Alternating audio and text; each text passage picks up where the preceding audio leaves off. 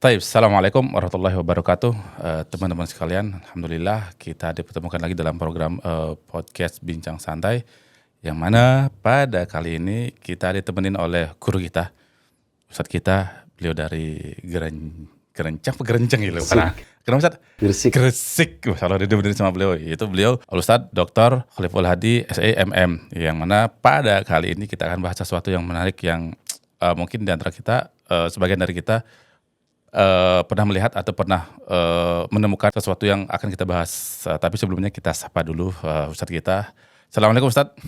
Waalaikumsalam warahmatullahi wabarakatuh. Gimana kabar antum Ustadz? Alhamdulillah. Kayak capek banget Ustadz. Capek dari Bali tadi malam Ustadz ya. Iya. Dan belum istirahat nih kayaknya nih. Alhamdulillah, insyaallah sudah dikit. Allahumma barik Ustadz. Masya Allah. Tapi Ustadz, kita akan membahas suatu permasalahan yang mana ini banyak terjadi dan Anda banyak melihat fenomena ini di medsos ya, karena kan Anda sering berselancar di dunia nyata, cari awan di dunia maya gitu Ustadz. Yeah. Kasusnya banyak terjadi Ustadz. Dan yang terbaru adalah Anda menemukan kasus di mana pernikahan itu sudah terjadi selama 25 tahun Ustadz. Dan pada akhirnya ini virok yang mana disebabkan karena ada suatu acara. Sekarang kan Syawal Ustadz, reunian gitu Ustadz. Nah di situ mereka terjadi CLBK, cinta lama belum kelar Ustadz. Sehingga mau nggak mau ini rumah tangganya harus berantakan Ustadz. Nah ini dari sisi syariat melihat reunian kayak gimana Ustadz? Fadhil Ustadz. Alhamdulillah. Wassalatu wassalamu ala Rasulillah wa ala alihi wa sahbihi wa mawala ma ba'd. Hukum reuni, hukum asalnya sah-sah saja, boleh-boleh saja. Hukum asal Ustadz. Iya, bahkan bisa jadi disyariatkan. Bisa jadi disyariatkan. Manakala kosong atau sepi atau tidak ada dosa-dosa dan maksiat di dalamnya. Kenapa saya katakan reuni itu bisa jadi itu disyariatkan? Karena momentum pertemuan, ya kan, penyambung silaturahim antar sesama, antar satu kelas atau satu periode gitu ya, yang mana bisa jadi lama nggak ketemu, kemudian di momentum itu ketemulah, bisa di situ diisi tentang agama, nasihat-nasihat dan seterusnya. Maka dari situ kita melihat asal dalam reuni itu adalah perkara mubah saja. Mubah saja. Nah, dan perlu difahami kita bukan mengkhususkan pertemuan di waktu tertentu sehingga itu dianggap suatu ibadah, tidak. Karena itu sekedar momentum aja, dan kaidahnya al-umuru bi maqasidiha, perkara sesuai dengan niatnya.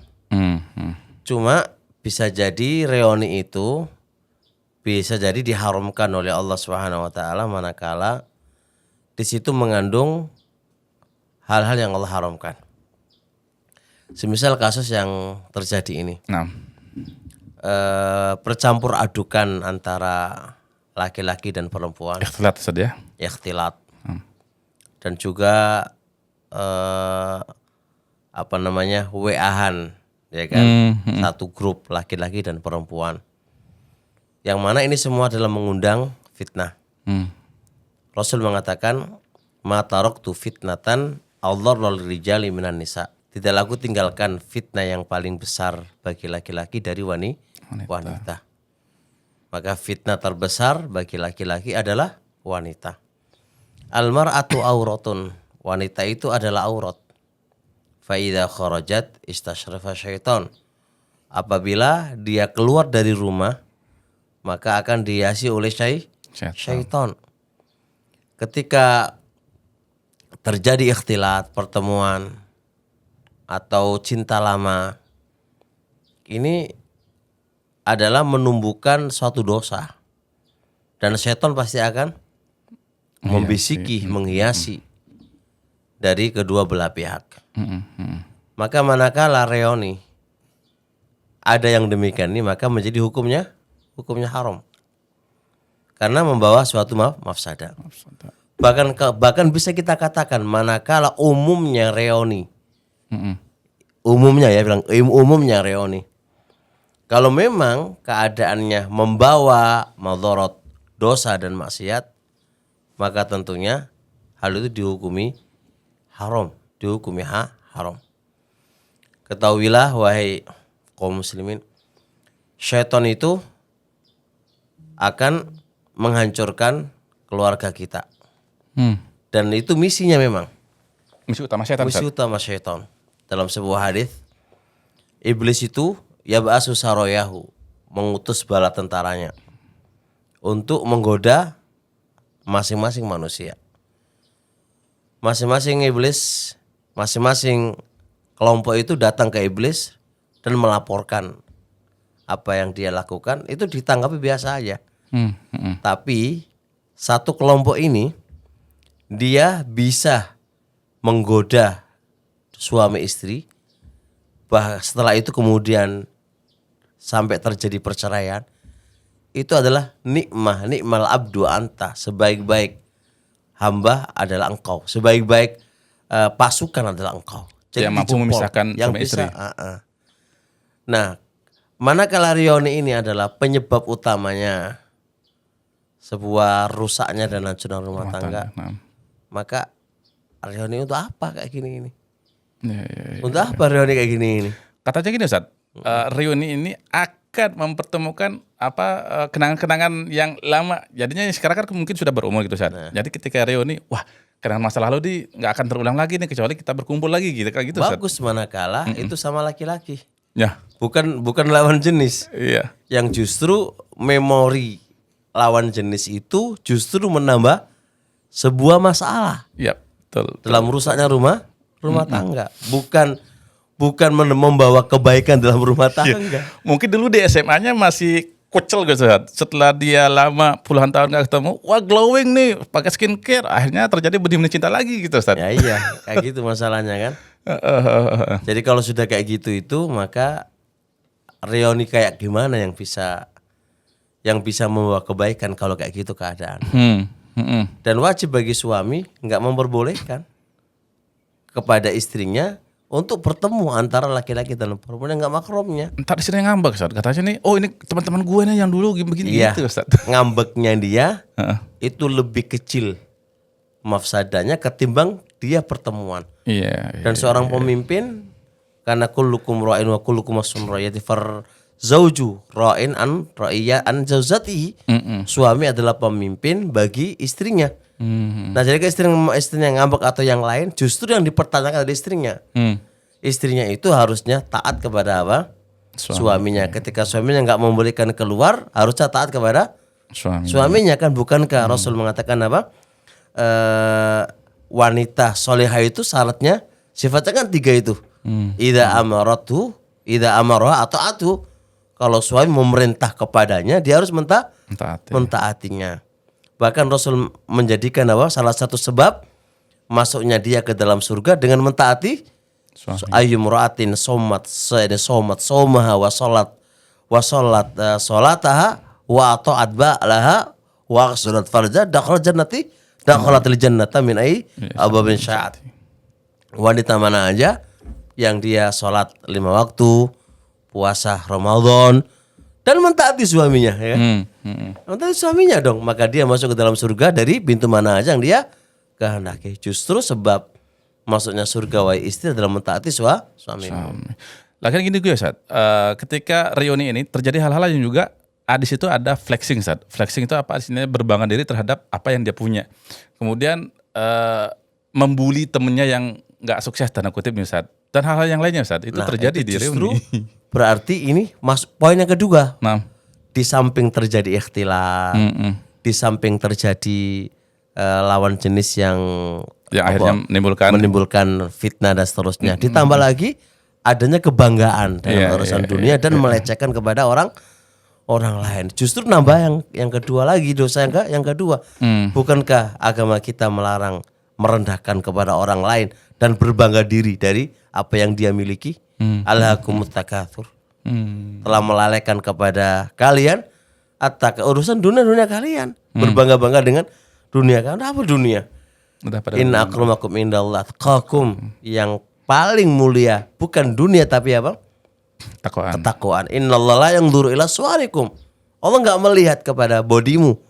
Wala ila amwalikum. Tapi Allah lihat hati dan amalan kamu. Untuk apa yang dibanggakan? Iya. Bukankah ada yang lebih kaya daripada antum? Berapa itu? Korun. Bukankah hancur? Iya. Nah, Masya Allah. Tapi kita kembali lagi masalah tanda kutip perselingkuhan Ustaz, di situ Ustaz. Nah, banyak terjadi kasus di mana laki-laki ketika dia berselingkuh. Nah, selingkuhan ini nih, afwan Ustaz, dari body fisik segala macam terkadang lebih jelek ketimbang istri sahnya Ustaz. Paham sederhana Ustaz ya? Jadi istri sahnya misalnya Jamilah nih Ustaz. istrinya dia cantik. Nah, selingkuhannya dia enggak lebih cantik lebih jelek dari istrinya. Tapi kenapa dia bisa nyiring sini Ustaz? Itulah syaitan. Menghiasi gitu Ustaz. Iya. Itulah syaitan. Hati sudah tertutupi dengan rasa cinta yang lama, ya kan? Dan dia lebih nyaman dengan dia saat masa yang lampau. Syaitan datang membisikinya. Syaitan itu kalau udah membisiki dan sudah memonopoli, dia nggak akan lihat apakah dia cantik. Bahkan lebih ngeri lagi, dia tidak ngerti akibatnya.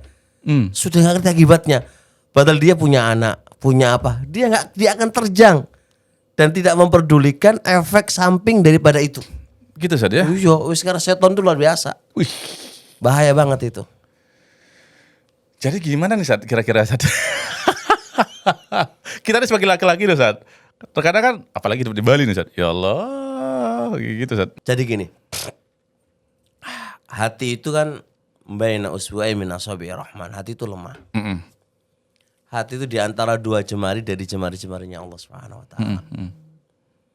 Tentunya kita itu harus menjauhi hal-hal yang bisa membawa kita ke arah sana.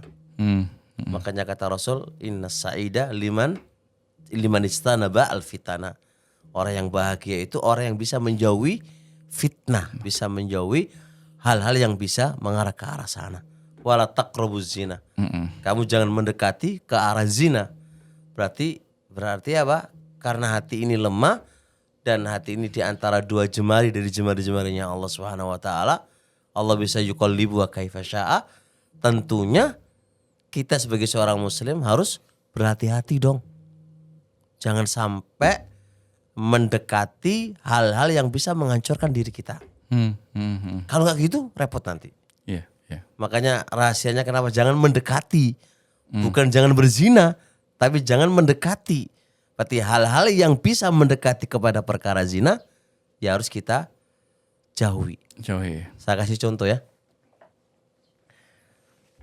Disebutkan oleh Ibnu Qayyim rahimahullah ta'ala, tapi kisah ini saya tidak tahu sabit atau enggak sabit, tetap atau enggak. Tapi ini masyhur, disebut oleh Ibnu Jauzi, Ibnu Qayyim dan lainnya. Jadi ada seorang pendeta, dia ahli ibadah, masya Allah, ahli ibadah. Terus ada seorang kakak yang enggak punya keluarga, dia mau pergi dan dia pingin titipkan itu adiknya ke siapa, bingung dia. Sudah letakkan aja ke ahli ibadah sana. Ahli ibadah awalnya nggak mau nerima karena ini fitnah begitu kan. Tapi karena didesak mau nggak mau maka oke. Dia di sana di tempat ibadahnya, si wanita yang dititipkan itu diletakkan di agak jauh darinya. Awalnya dia nggak berani ke situ. Awalnya, tapi setan ngasih makan saja itu dari jauh. Lalu dia pergi baru dia ambil. Awalnya, kemudian agak mendekat ke pintunya. Setelah ke pintunya, baru dia pergi. Lalu dibuka, baru dia sampai pada ujung masuk ke dalam kamarnya. Allah karim. Awalnya coba nggak mau. Awalnya fitnah. Awalnya, tapi berujung sampai terjadilah perbuatan zina.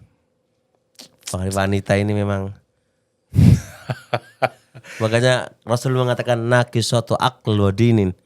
Tapi adhaba lubba rajulin.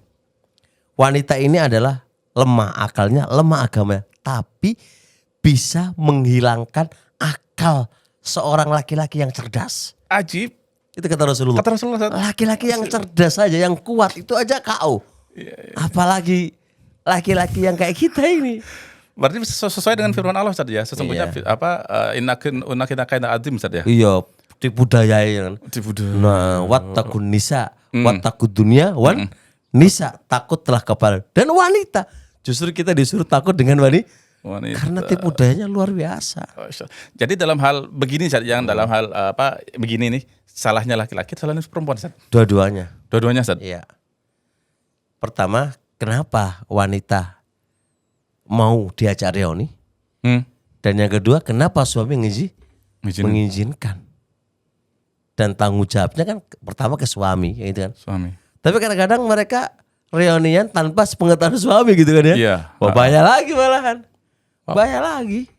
Semoga Allah jaga istri-istri kita kan dari yang demikian itu. Karena kita juga gak aman dari masalah yang kayak gini ini. Iya Ustaz, Masya Allah. Semoga Allah lindungi kita.